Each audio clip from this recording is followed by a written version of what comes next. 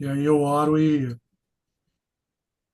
entrego a palavra ao nosso professor Wagner, que vai estar incumbido hoje de nos ensinar, né, aquilo que nós lemos essa semana, para quem conseguiu fazer a leitura dos dois capítulos, e quem não conseguiu, certamente terá um bom resumo, um bom conteúdo aqui do que, do que está registrado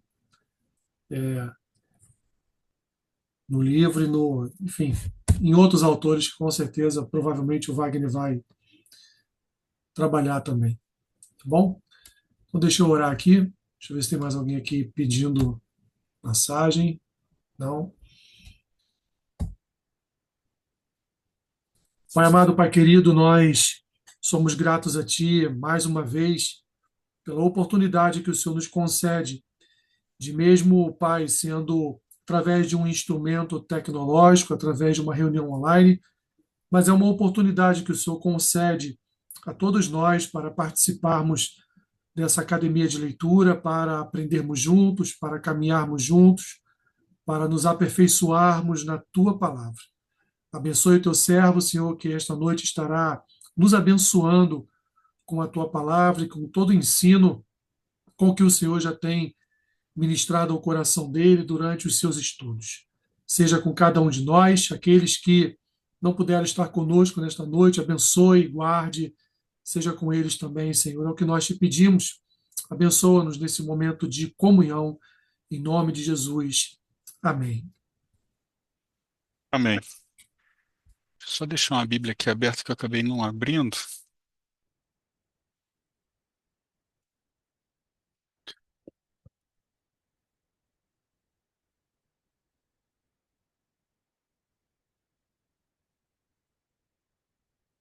Olha, eu não me preparei muito bem para uma aula, não, mas assim, mais para comentários e eu vou, assim, o que que eu fiz aqui, né, até para...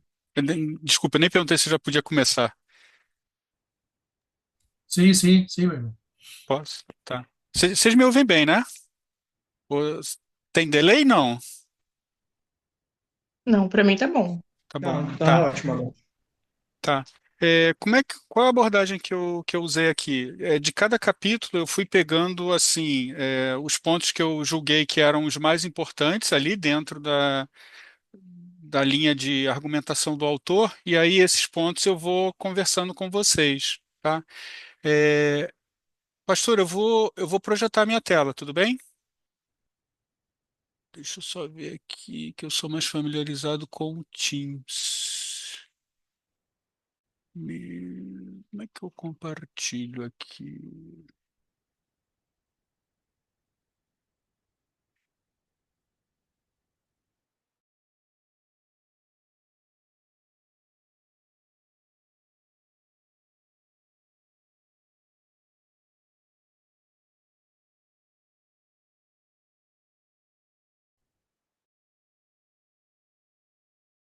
Ih, será que eu não consigo compartilhar? Ah, tá aqui. Puxa, bem na minha frente aqui. Share.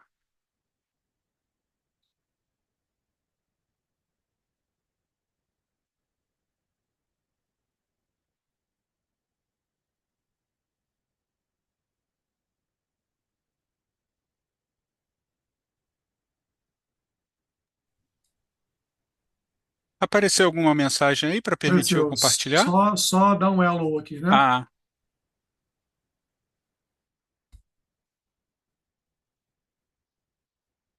Oi?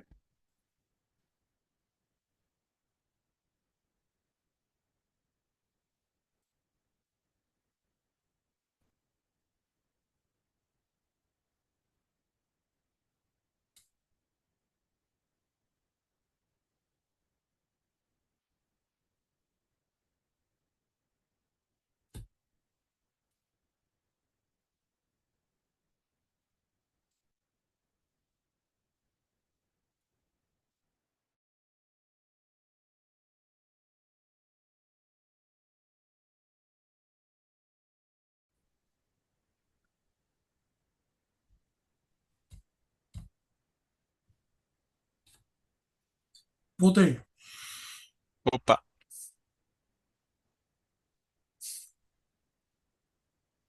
Você conseguiu projetar, Wagner? Não, ele diz que o host, o proprietário da reunião, não está permitindo que eu compartilhe. Ué, tenta de novo aí.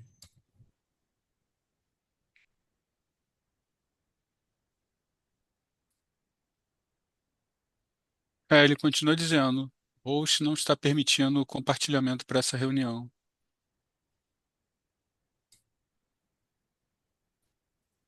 Deixa eu ver se eu consigo aqui.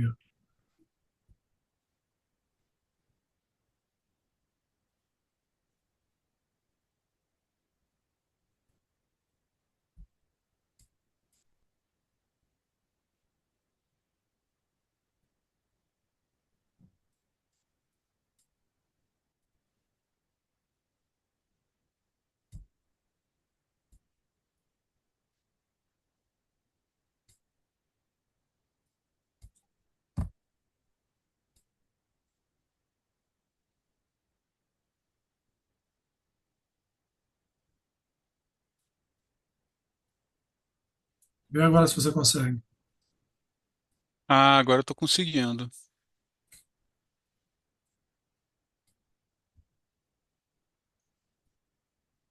Vocês veem a minha tela?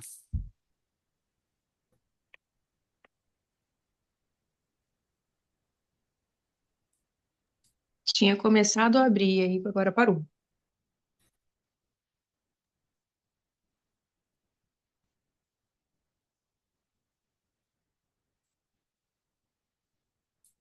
Já te autorizei aqui já.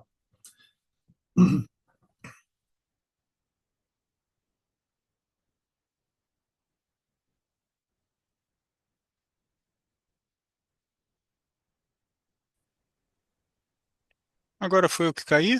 Vou colocar o Não, cabo não, aqui. não, tá aqui, tá aqui. Ah, é? Deixa eu botar o cabo aqui, peraí.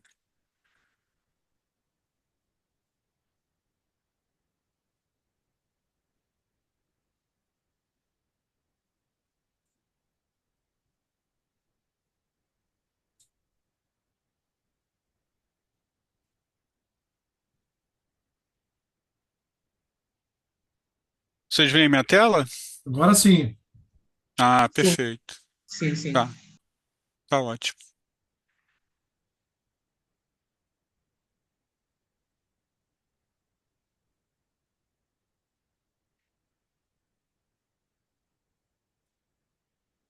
Tá. O que que eu, como eu falei com vocês, o que que eu fiz aqui? Eu peguei os principais tópicos, né, de cada. Eu não estou vendo vocês porque eu estou compartilhando a minha tela, tá? Aí se tiver alguma questão, alguma dúvida, pode ficar à vontade de me interromper, tudo bem? Ok. Tá. Vai, É, como aumentar? Que tá tem. bem, eu não sei, para mim tá muito minúsculo. Ficou melhor assim? Não, mas tudo bem, é que eu também tá, já é porque eu também estou com o meu problema, é o óculos também, mas tudo bem, pode prosseguir, vai lá, pode ir. Tá bom. O Ô, que que eu Wagner, fiz agora aqui? ficou melhor. Agora ficou melhor, Wagner. Tá. De repente eu vou diminuir só para navegar e quando eu for ler, eu aumento, tá? Ok, ok. O que que eu fiz aqui, meus irmãos, que eu achei que ia ficar adequado para essa nossa conversa? Eu usei um formato aqui de mapa mental, tá? Então, a minha ideia é ir percorrendo nos pontos que eu selecionei, e à medida que eu for percorrendo, eu vou abrindo cada um dos itens e aí a gente vai conversando, tá? Infelizmente, eu não consegui fazer isso para os dois capítulos, tá? Eu só consegui fazer para o capítulo que a gente vai falar agora, o capítulo 2. O capítulo 3 eu vou pelo livro mesmo, porque assim, eu tentei fazer no final de semana, mas eu acabei não tendo muito tempo, tá? Aí só deu para fazer realmente do capítulo 2. Mas vamos lá. O capítulo 2 ele trata do conceito arminiano de eleição. Eu não sei se para todos vocês esse assunto já é de conhecimento, se vocês conhecem, se esse termo é familiar para vocês, eleição divina, arminianismo, calvinismo. Não sei se todos vocês já conhecem esse tema, né? Mas o que que ele está falando aqui de eleição, né? Aqui, assim, imagino que todos tenham lido o primeiro capítulo. ele está falando aqui da eleição divina, né? Então, assim, a gente está falando aqui do mecanismo da salvação, como as pessoas são salvas, né? E aí, basicamente, esse capítulo 2 aqui vai apresentar como é que o arminianismo ele entende a salvação em Cristo, tá? Então, eu vou começar aqui nessa primeira parte aqui que eu chamei de introdução, tá? E aí, à medida que eu fui pegando os parágrafos, tá? Eu coloquei a página, depois eu posso compartilhar com vocês esse material. Eu, eu peguei a página que é para orientar aqui de onde eu tirei essa citação, tá? Então, aqui nessa parte que eu chamei de introdução, ele diz assim, ó, nem o arminianismo, nem o calvinismo são monolíticos, como se todos os que abraçam um desses rótulos concordassem em tudo. O que que ele está falando aqui? Que as pessoas que abraçam o arminianismo e também o calvinismo, nem todas elas concordam em tudo, né? Então, eu acredito que isso é assim em praticamente todo o sistema de crença ou filosófico ou de entendimento, né? Nem todas as pessoas que abraçam aquela ideia, elas concordam em todos os pontos. Mas o que que ele vai fazer aqui? Ele vai dizer que é suficiente observar que existem duas maneiras pelas quais os arminianos concebem a eleição divina. Ou seja, como é que Deus escolhe aqueles que vão ser salvos da perspectiva arminiana? Tá bom? Tudo bem até aí? Tá dando para ler, para enxergar? Ok, tá sim, tá, Sim, tá, sim. Wagner. Ah, explodir mais um, vou explodir mais um pedaço aqui, tá? E aí o que que ele fala? Que existe dentro do arminianismo duas formas de eleição. Uma que é chamada de eleição corporativa ou eleição ou de classe. Eu coloquei aqui eleição de classe, mas está errado. Na realidade, é eleição individual. Tá? Deixa eu até aproveitar aqui e já corrigir. Individual.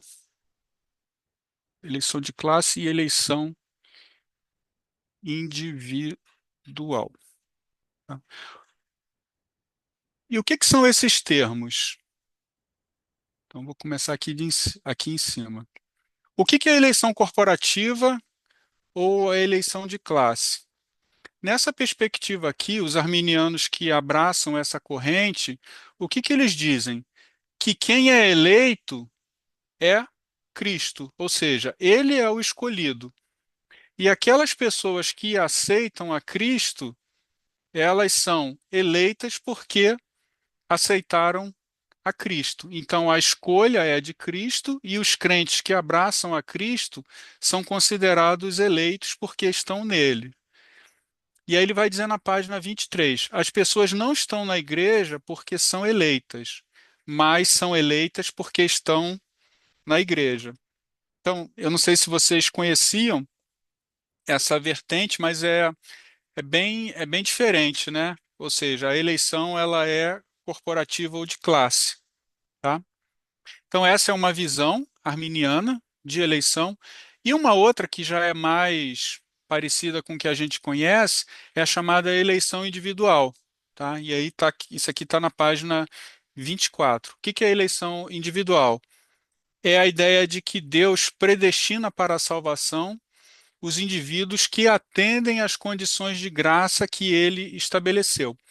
E aqui, meus irmãos, a gente já vê um primeiro ponto aqui que vai assim acompanhar toda a nossa discussão enquanto a gente estiver falando dessas duas doutrinas, que é o seguinte: aqui ele já fala, já tem esse pedacinho aqui que é problemático, né? Os indivíduos que atendem às condições de graça. Aqui já deixa transparecer para a gente que nessa eleição individual existe algo que o homem pode fazer. Tá? E esse é o principal assim ponto de disputa entre a visão arminiana e a visão calvinista. Então, essa é a eleição individual. E aqui embaixo, ele coloca um pequeno gráfico no livro, que também está na página 24, que ele mostra os dois tipos de eleição, um lado do outro, né? Então, na eleição corporativa, você tem Deus os eleitos, né? Então, na realidade, aqui eleito é o Senhor Jesus, ele é o eleito, né? E aqueles que recebem a Jesus, os indivíduos que, com o uso do seu livre-arbítrio, recebem a Jesus, eles fazem parte da Igreja de Cristo, tá? Então, essa é a visão corporativa arminiana da eleição. E a eleição individual é aquela em que Deus tem os seus eleitos e esses indivíduos, na medida que respondem ao chamado, eles fazem parte da Igreja de Cristo, tá? Esse gráfico está na página 24. Tudo bem? Até aí? Sim. Tá. Vou diminuir um pouquinho. Então, essa aqui é a parte introdutória. Aí vamos aqui para. Vou só fechar aqui para não confundir. Aí vamos para a segunda parte, que ele vai falar da doutrina armeniana da graça preveniente, tá? Deixa eu aumentar aqui.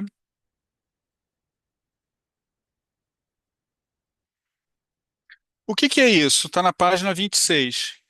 Essa graça preveniente, de acordo com os arminianos, é parte da graça comum que Deus deixou no mundo, e parte dessa graça, ela é capaz de fazer com que o homem tenha fé e se arrependa. Então, na página 26, ele diz assim, ó: a maioria dos arminianos afirma e explica o livre-arbítrio humano apelando para o conceito da graça preveniente.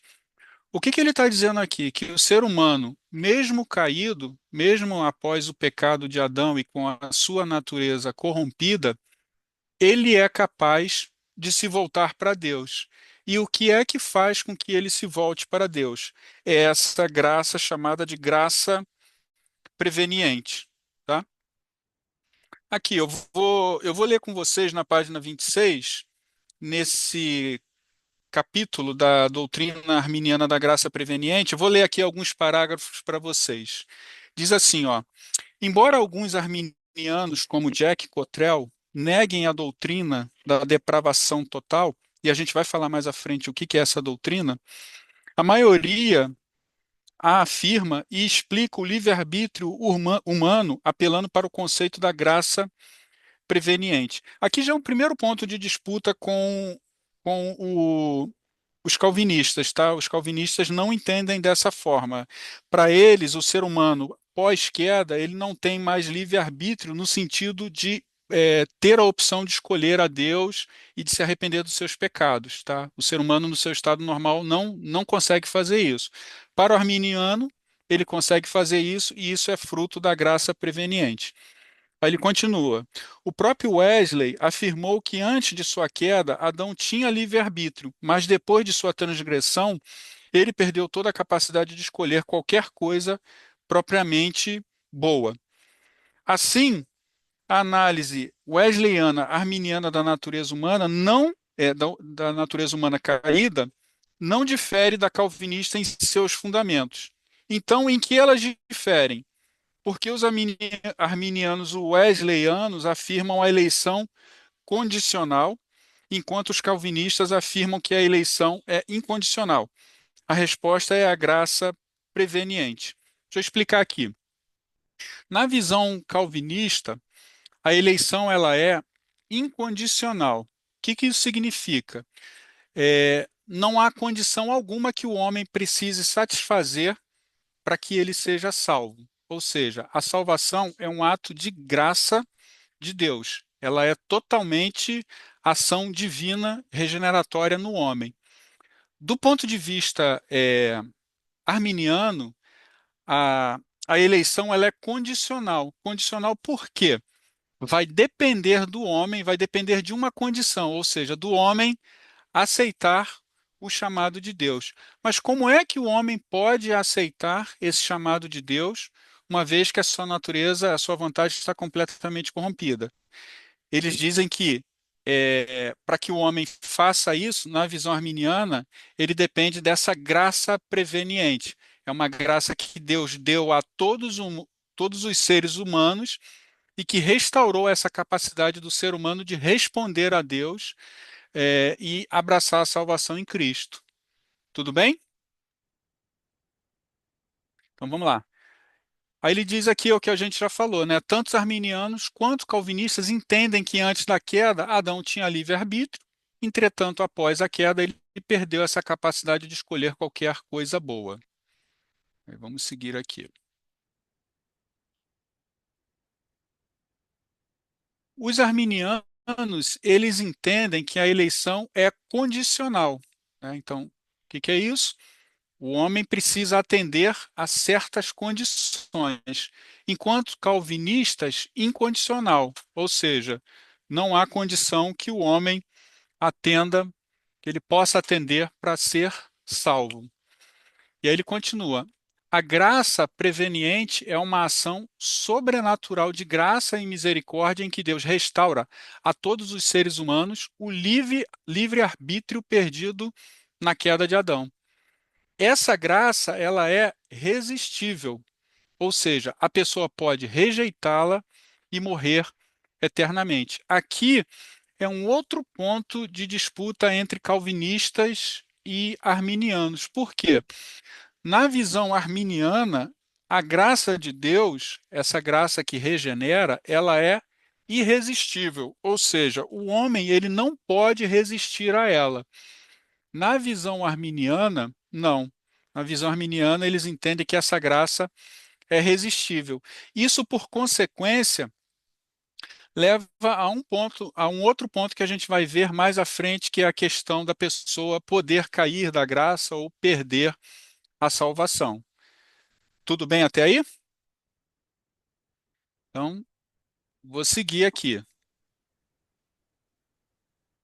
E aí o Sam Storms, ele coloca aqui, na visão dele, alguns problemas que ele vê com essa graça preveniente, tá? Esses problemas estão descritos da página 27 até a página 29, tá?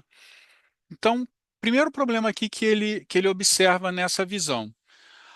Alguns arminianos negam a graça preveniente. Lembra que lá no início ele falou que arminianismo não é um monolítico, ou seja, nem todas as pessoas que se chamam por esse nome acreditam em toda a doutrina, né? Então, assim, entre eles mesmos, assim como dentro da linha calvinista, existem algumas divergências, né? Então, o que ele diz aqui, ó, que alguns arminianos negam a graça preveniente. Logo, é possível presumir que o ser humano caído é capaz de desejar a Cristo sem a ação regeneradora do Espírito Santo, o que está em desacordo com Romanos 3, de 10 a 18. Então, só para a gente relembrar aqui, eu vou ler aqui para vocês o que diz Romanos 3, de 10 a 18. Só um minutinho.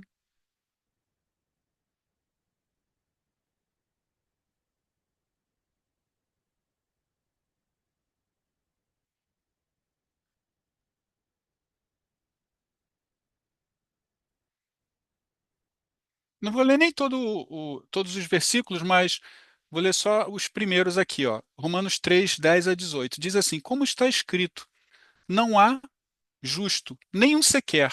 Não há quem entenda, não há quem busque a Deus. Todos se extraviaram a uma, se fizeram inúteis. Não há quem faça o bem e não há nenhum sequer. Então, esse entendimento da graça preveniente, e mesmo com ela, alguns a negando, assim, na visão de alguns arminianos, seria possível você chegar a Cristo sem o Espírito Santo, mas isso parece totalmente oposto ao que é apresentado em Romanos 3, 10 a 18. Tá? Um outro ponto que ele fala é assim: a gente não tem amparo bíblico para afirmar essa graça preveniente como restauradora dessa capacidade do homem, dessa capacidade de livre-arbítrio para chegar a Cristo.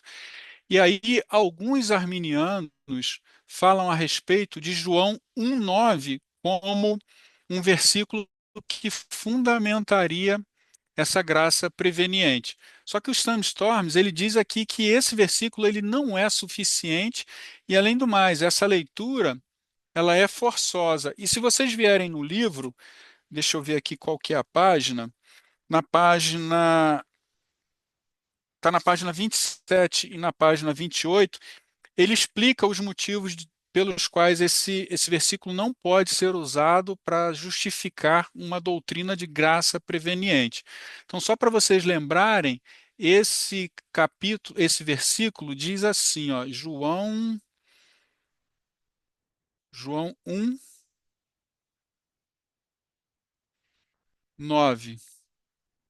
É o versículo que diz assim, cadê? Falando a respeito de João, né, que ele não era a luz, mas veio para que testificasse da luz. Aí o versículo que nos interessa, a saber, então João testificava de quem? Da verdadeira luz, que vinda ao mundo ilumina a todo homem. Então os arminianos dizem que esse versículo, que a verdadeira luz vinda ao mundo ilumina a todo homem, seria uma evidência da graça preveniente.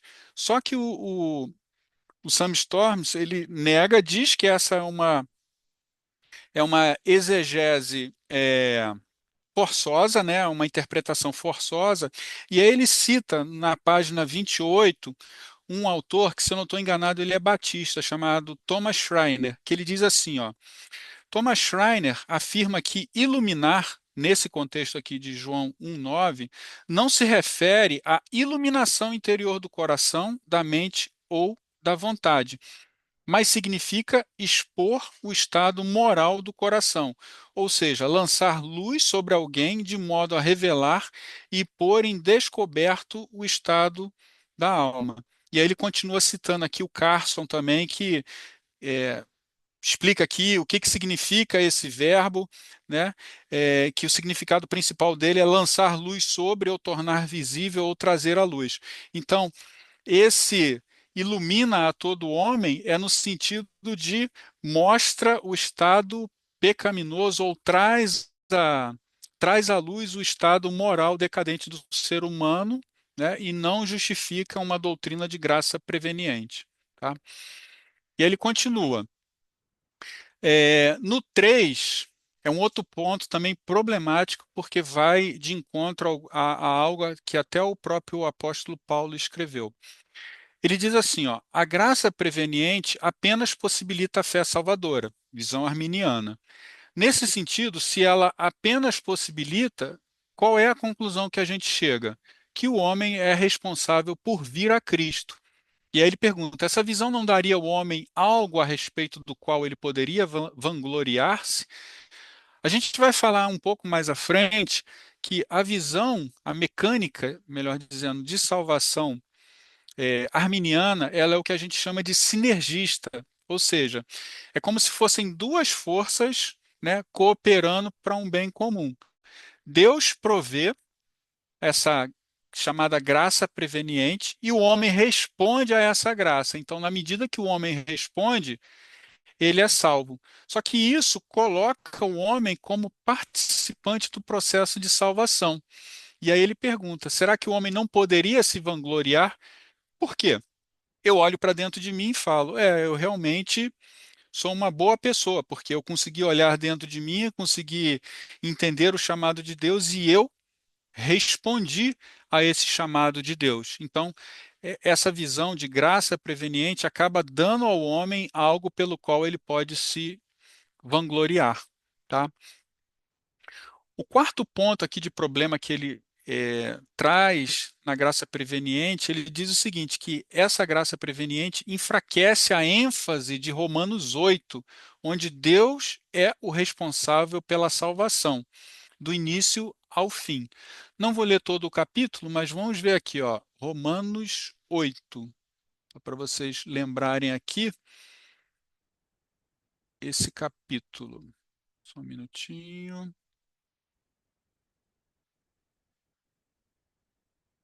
Romanos capítulo 8.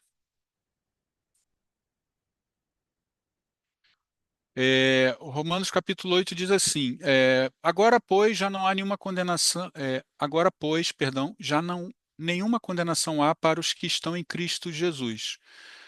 Porque a lei do Espírito da vida em Cristo Jesus te livrou da lei do pecado e da morte. Porquanto o que for impossível à lei no que estava enferma pela carne, isso fez Deus enviando o seu próprio filho em semelhança de carne pecaminosa e no tocante ao pecado. E com efeito condenou Deus na carne o pecado, a fim de que o preceito da lei se cumprisse em nós, que não andamos segundo a carne, mas segundo o Espírito. Deixa eu só ver aqui.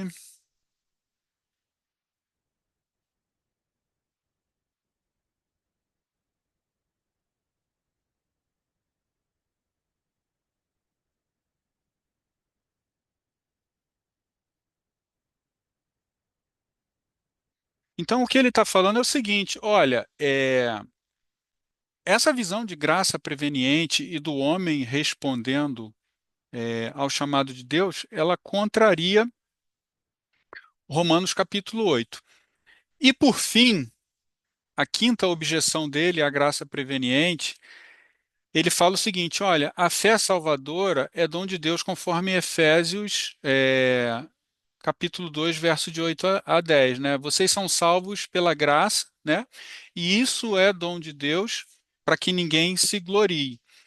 E aí ele cita o Sam Storms, o autor, ele cita Spurgeon, que disse o seguinte: olha, nunca conheci alguém que poderia colocar a mão sobre o coração e dizer: eu criei em Jesus sem a ajuda do Espírito Santo. Ou seja, alguém para crer em Jesus precisa da ação regeneradora do Espírito Santo para poder crer em Jesus, tá? Tudo bem até aí?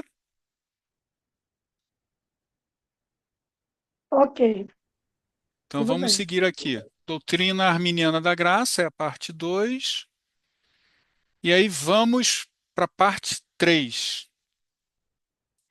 que está na página 30, que é o conceito arminiano da vontade de Deus. Isso aqui também eu achei bem complexo, tá? Vamos lá. Aqui ele começa citando que esse teólogo wesleyano, de linha wesleyana arminiano, Thomas Oden, argumenta que existem duas vontades em Deus, tá? Ele diz que há uma vontade eterna de salvar, que pode ser vista como antecedente, e há uma vontade consequente ao exercício da liberdade humana. O que é isso? Ele entende e defende que Deus, ele na sua vontade antecedente, ele quer salvar a todos os homens, tá? Então, para salvar a todos os homens, o que ele faz? Ele dá essa chamada graça preveniente. Essa graça, conforme a gente viu, ela restaura o livre-arbítrio do homem, tá? Para que ele possa se voltar para Deus e para Cristo. Então, Deus tem essa primeira vontade, que é uma vontade antecedente de salvar a todos os homens, de modo que ele concede essa graça. Porém, existe uma vontade que ele chama de consequente.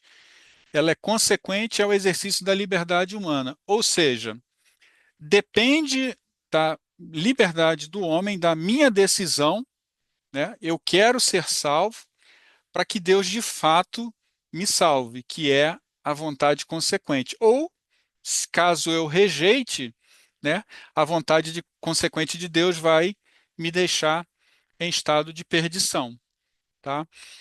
Essas duas vontades, no livro ele também fala, na página 30, que existe um outro nome para elas, tá? Um nome em latim, que é o voluntas antecedens, que é a vontade de Deus que antecede o exercício da liberdade humana, ou seja, Deus quer que todos sejam salvos, e tem a voluntas consequens, que é a vontade consequente de Deus de recompensar os justos e punir os injustos, consequentemente ao exercício da sua liberdade. Ou seja, Deus quer salvar, mas depende de uma resposta do homem a esse chamado de salvação. Ok? Então vamos explodir mais um pedacinho aqui.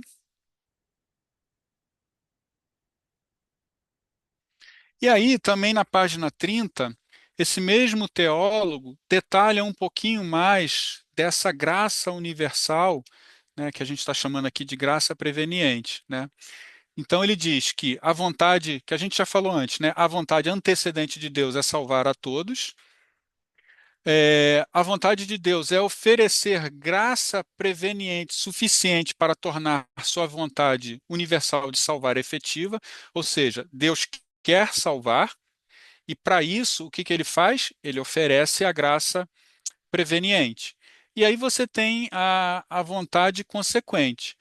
Como consequência do exercício da liberdade, é destinar os que aceitam a graça à salvação e os que rejeitam a perdição. Ou seja, eles entendem, os arminianos entendem que o homem tem liberdade para escolher a salvação. Tá? O homem tem capacidade de responder a Deus a partir do envio dessa graça preveniente. Tá? Explodir mais um pouco aqui para a gente ir para mais uma parte aqui. Então, na página 31, esse mesmo teólogo Thomas Oden diz o seguinte: olha, a vontade antecedente de Deus está centrada na intenção eterna de Deus de dar, a consequente sobre a vontade de Deus em reação à responsividade humana dentro da história. Essa visão, ela, além de todos os problemas aqui que o Sam Storms ele enumera, eu vejo outros problemas aqui também. Primeiro, é como se existisse uma dupla vontade de Deus, né? Deus ele quer salvar, mas à medida que o homem não aceita, ele vai condenar esse homem. Então, isso para mim é bem estranho. Eu tenho dificuldade de lidar com essa ideia, né? A primeira é universal, né? Essa antecedente e dada igualmente, enquanto a última é recebida de maneira particular segundo a escolha humana. Esse é um outro problema que, assim, me parece muito contrário à Bíblia, especialmente nas cartas de Paulo, que ele afirma, né, não há um justo sequer, todos estão mortos nos seus delitos e pecados. Então, como alguém morto no seu delito e pecado tem capacidade de escolher a salvação? Se a gente retorna lá para o Éden e lembra de como foi a dinâmica do pecado e o que aconteceu depois, Adão, quando ele ouve a voz de Deus no jardim, a primeira coisa que ele faz é correr, é fugir. Então, assim, a gente já vê a partir dali que o estado natural do homem, a partir de Adão, não é desejar a Deus e se aproximar de Deus. Pelo contrário, a sua vontade é se afastar do seu Salvador. Tá? E aí continua aqui o livro. A graça deteve o homem em sua queda, colocou-o em um estado passível de salvação e dotou-o da capacidade graciosa de atender a todas as condições necessárias para a salvação pessoal. Então, mais uma vez aqui a gente vê aparecer a palavra condição, ou seja, eleição condicional, salvação condicional. E o que é que ele diz aqui que essa graça chamada preveniente, o que que ela dá ao homem para que ele consiga atender? Embora a graça preveniente, também chamada cooperante, seja distribuída universalmente em conformidade com o cumprimento da vontade antecedente de Deus, de que todos sejam salvos, ela não é irresistível. Quando Deus dá essas condições necessárias, e aqui no livro ele vai falar que deixa eu achar aqui, peraí, que eu não anotei aqui.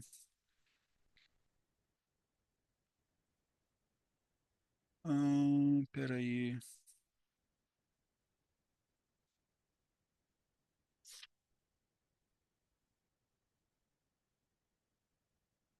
Eu acabei não anotando aqui, mais para frente, se eu achar, eu.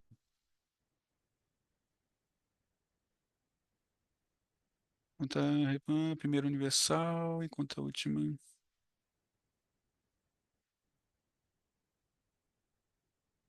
Enfim, não tem problema. Mas o que que ele diz aqui? Quais são essas condições aqui? Uma é a fé.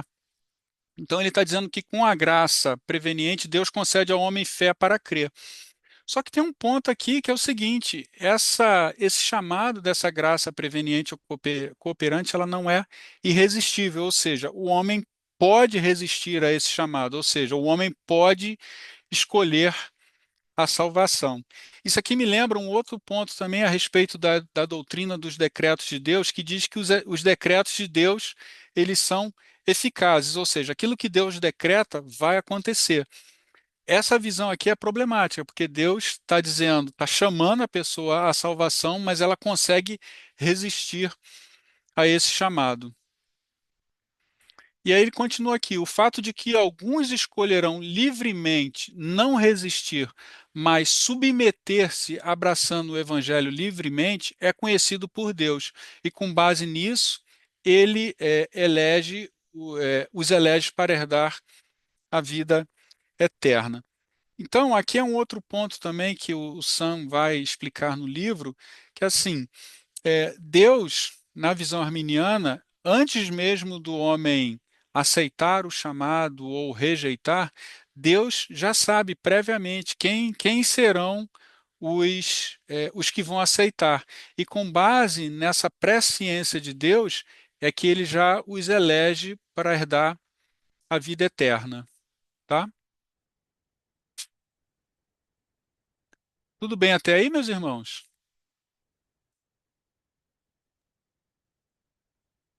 Tudo bem. Tá.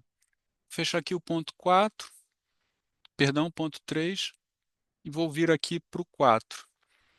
Nessa parte 4 do capítulo, ele fala um pouquinho do Armínio, né? Seu nome original era Tiago Armínio ou Jacob Harmensum, não sei se assim se pronuncia, mas ele nasceu na Holanda em 1559.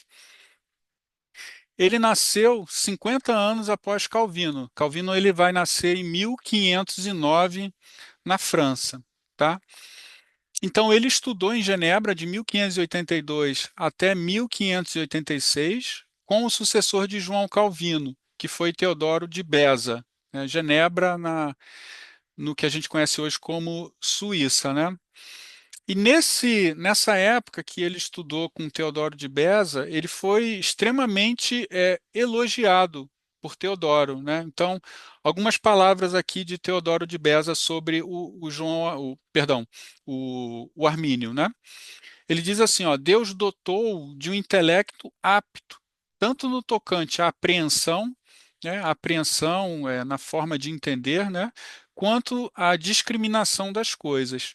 Se isso for daqui em diante regido pela piedade, que ele parece, não é parecer não, deixa eu consertar aqui, que ele parece cultivar assiduamente, certamente esse poder de intelecto, quando consolidado por idade matura e experiência, produzirá os mais ricos frutos. Essas palavras foram proferidas, né? Teodoro de Beza falou isso antes da oposição de Armínio às doutrinas que Beza tanto estimava, né? Que eram as doutrinas que foram enunciadas por Calvino, que era a salvação pela graça. Um ponto interessante aqui, que eu gostei aqui, que ele fala, é o seguinte: ele tinha um intelecto brilhante dotado por Deus, né? Mas uma coisa importante, quando a gente está estudando teologia, está estudando a palavra de Deus, as coisas de Deus, é importante que esse intelecto ele seja regido pela piedade. Eu gosto muito disso aqui, ó. Eu gosto muito dessa junção desses dois aspectos, intelectualidade com piedade. Ambos têm de andar juntos, né? E pelo que parece, o Armínio, em algum momento aqui, ele teve alguma dificuldade com esse aspecto aqui, né? Que já tinha sido dito pelo Beza, né? Depois ele foi pastor, né? Depois de estudar com Teodoro de Beza em Genebra, ele foi pastor de uma igreja em Amsterdã entre 1587 e 1603. E aí, ele estava pregando em 1591 em Romanos 7, e foi quando começa a controvérsia, né? Então, a primeira controvérsia, parece que Armínio defendia, né, na visão dele, ele entendia que Paulo estava falando como um homem não regenerado, pois se não fosse assim, os cristãos seriam encorajados a pecar e não teriam qualquer incentivo para buscar a santidade. E mais à frente, quando ele chega até Romanos 9, a controvérsia realmente fica brutal. Por quê? Ele interpreta a explicação de Paulo sobre Esaú e Jacó como duas classes de pessoas, uma que busca a justificação pela fé e outra pelas obras. Quando Paulo afirma que a escolha de um em detrimento de outro é obra de Deus e não do ser humano, né? E aí ele fala que para Armínio, o Sam Storms, né, fala que para Armínio não há relação entre a eleição divina e a salvação pessoal. E o Armínio, ele também afirmou a graça preventiva, promotora ou preveniente, como a gente tem falado aqui, como ação do Espírito Santo em todos os homens. Afirmou também que essa graça poderia ser resistida, tá? Afirmou ser possível a garantia presente da salvação presente, ou seja, hoje eu tenho certeza da minha salvação. Porém, ele negou a garantia presente da salvação final, ou seja, hoje eu não tenho certeza se amanhã ou se na semana que vem ou se no próximo ano eu estarei salvo, né? Então, garantia presente da salvação presente, mas não da salvação final, né? Ou quando eu morrer eu não tenho certeza de que eu estarei salvo. Então, dito em outras palavras, existe a possibilidade de cair da graça na visão arminiana, tá?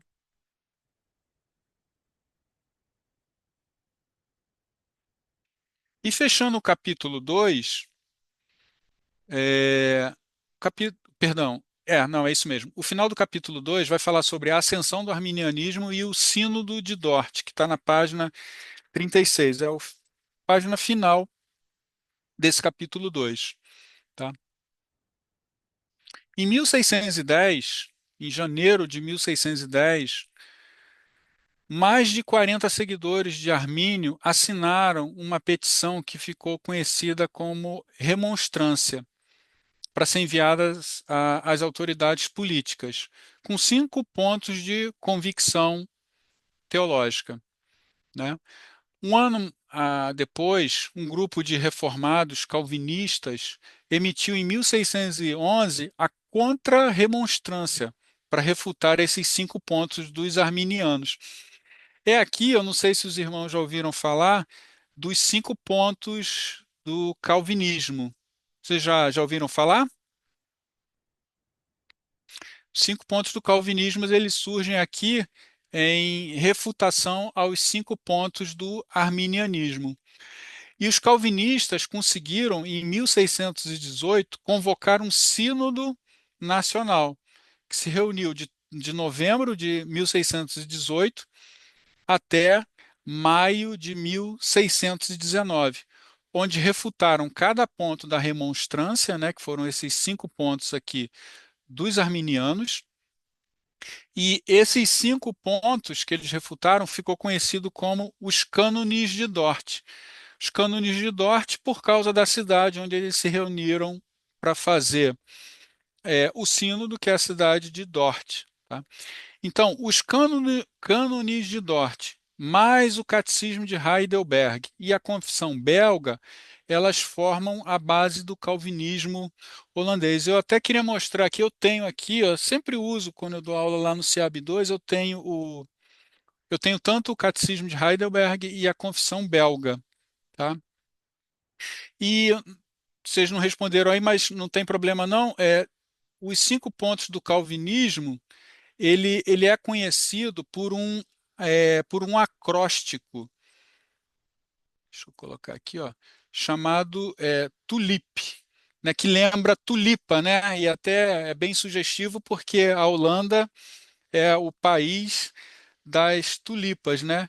Então, essa sigla tulip, ela vem da língua inglesa, tá? Então, a primeira aqui é depravação, opa, peraí, depravação total, é o primeiro T. Aqui é eleição incondicional. O L é de expiação limitada. O I é de graça irresistível. E o último P é de perseverança dos santos, tá? Depravação total, o que que é? A queda foi tão devastadora que o homem ele está completamente depravado, depravado no sentido de torcido ou deformado, de modo que o homem, no seu estado natural, ele não tem condição de responder a Deus ou de dar qualquer passo na direção da salvação da sua alma. Isso é depravação total. O que que é eleição incondicional? A gente viu aqui em vários momentos, eu frisei, que a salvação no arminianismo ela é condicionada, ou seja, depende de uma resposta de fé do homem, né? Deus quer salvar, mas depende de uma resposta de fé do homem. No calvinismo, na visão calvinista que foi estabelecida aqui no Sínodo de Dort, eles entendem que a eleição é condicional, perdão, é incondicional, ou seja, é um ato totalmente da graça de Deus. Não há nenhuma condição que o homem possa cumprir para ser salvo, tá? Aqui eles falam também da expiação limitada, ou seja, Cristo morreu pelos salvos e não pelos perdidos. Então, nesse sentido, a expiação de Cristo ela é limitada somente aos salvos, tá? E o salvo, quando ele recebe um chamado do Espírito Santo, esse chamado ele é irresistível. Por quê? Porque o Espírito Santo, antes do homem responder, o Espírito Santo faz uma ação regeneradora no coração do homem, de modo que ele não consegue, é impossível para o homem resistir à ação regeneradora e ao chamado de Deus, tá? E o último P desse acróstico é o de perseverança dos santos. Ou seja, aqueles que foram salvos, eles vão perseverar até o fim, que é também um ponto que destoa da visão arminiana, né, que a gente até falou aqui, que na visão arminiana, eu tenho a certeza presente da salvação presente, mas eu não tenho certeza presente da salvação final. Na visão calvinista, a gente entende, aí eu estou falando a gente porque eu sou simpático da posição, eu entendo que a posição calvinista faz mais sentido.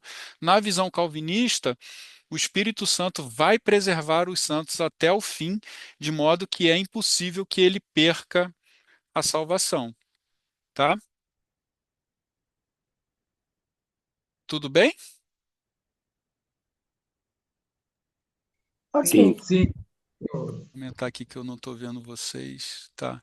Wagner, Olha, oi, rapidinho, só para ilustrar, a expiação limitada, ela é muito clara na oração sacerdotal de Jesus, né? Porque quando ele perfeito. ora, ele diz ao Senhor: eu não oro pelos que estão no mundo, mas eu oro por aqueles que o Senhor me entregou. Exatamente. Perfeito.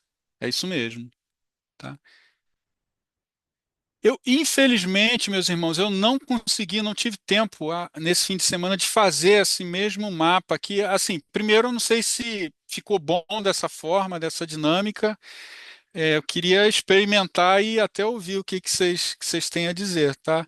E assim, eu não acabei não conseguindo fazer para o capítulo 3. Eu não sei, pastor, se a gente, que eu estou vendo aqui, eu acabei falando demais, né? No capítulo 2 já são 21 horas, né? Então, Wagner, você tem disponibilidade na próxima segunda-feira? Tenho, Tem? Então você quer deixar tenho. o capítulo 3 então para a próxima segunda?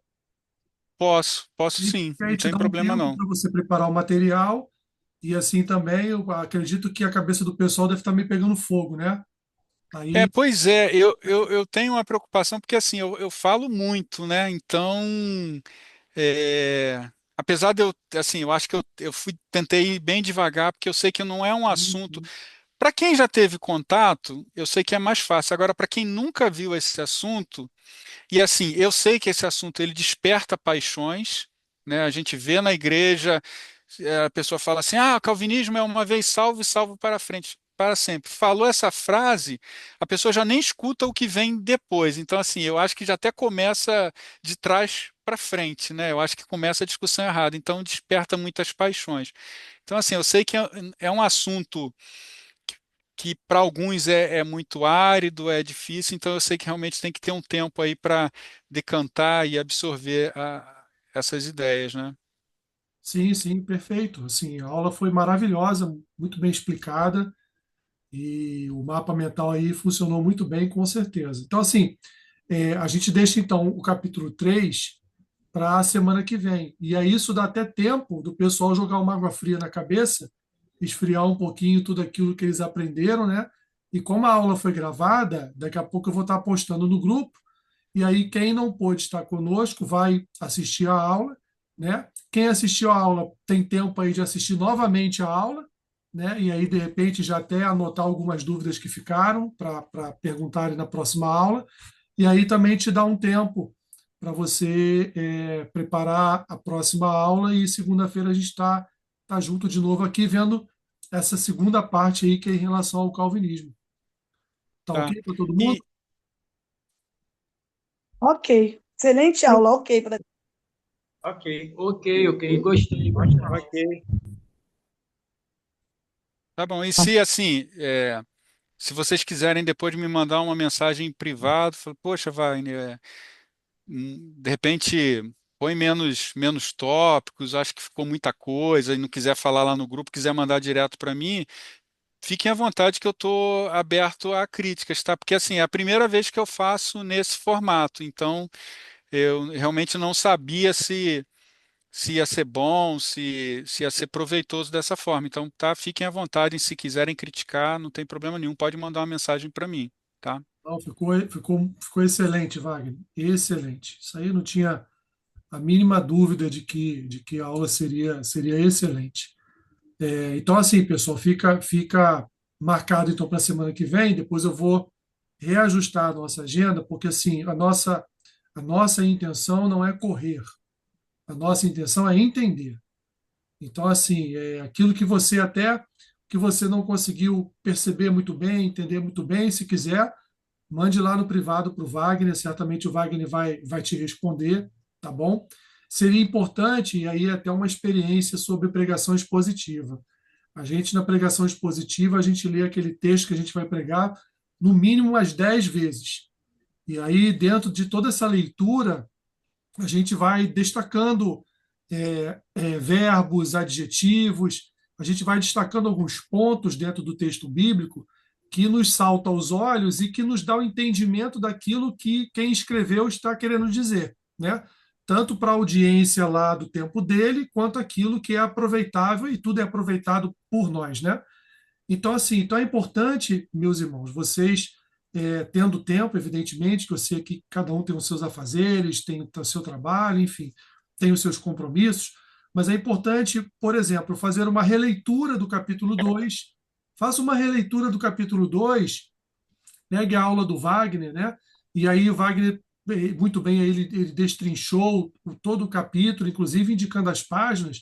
Dá uma olhadinha naquela página lá, faz uma releitura, ouve a explicação dele, que com certeza essa parte aí, você tem uma semana aí para fazer isso com essa parte aí do capítulo 2 com a parte do arminianismo, e para que você, então, já chegue na próxima aula entendendo muito bem as questões que foram colocadas aqui, e aí vai ver o contraponto, né, em relação ao calvinismo, de acordo com aquilo que nós estamos falando, que é a eleição.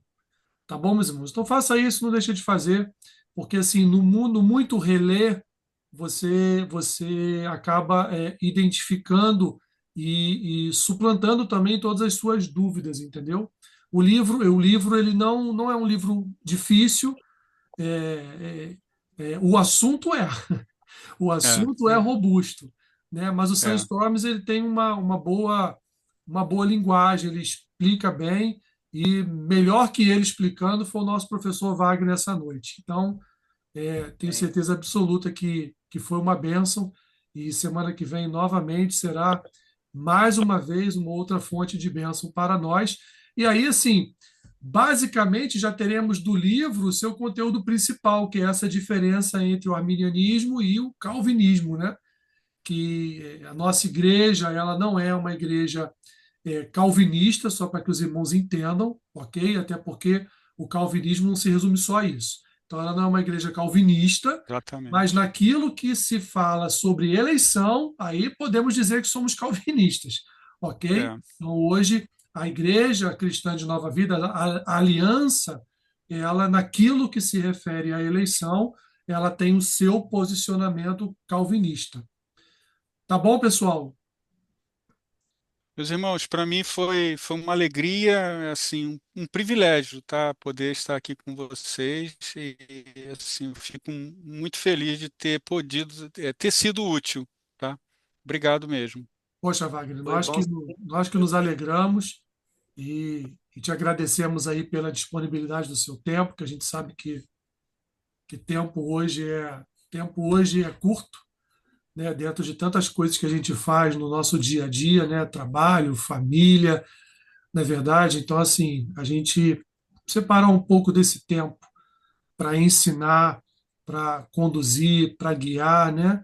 Para ser aí um farol que indica uma direção aí para as pessoas, e assim, não foi à toa que quase todo mundo escolheu a eleição como assim o nosso primeiro objeto de estudo aqui na nossa academia de leitura, né?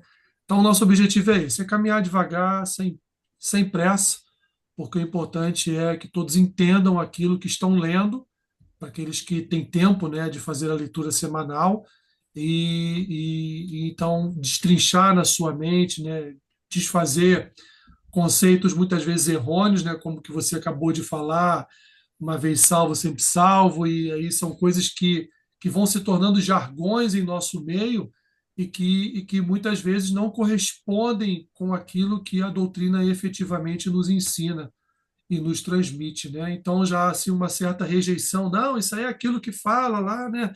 Uma vez salvo, sempre É. salvo, mas não entende o contexto de uma frase, não entende o contexto de uma doutrina. Então, com isso, a gente vai entendendo, né? Hoje foi Armínio, né? Entendendo bem o que ele queria dizer com os seus pontos, e semana que vem a gente vai entender aí o que Calvino já havia dito em anos anteriores e que depois seus alunos vieram, então, a confrontar, mas aí o professor Wagner vai, na semana que vem, estar nos ensinando isso aí. Cara, gostei muito do mapa mental, muito mesmo.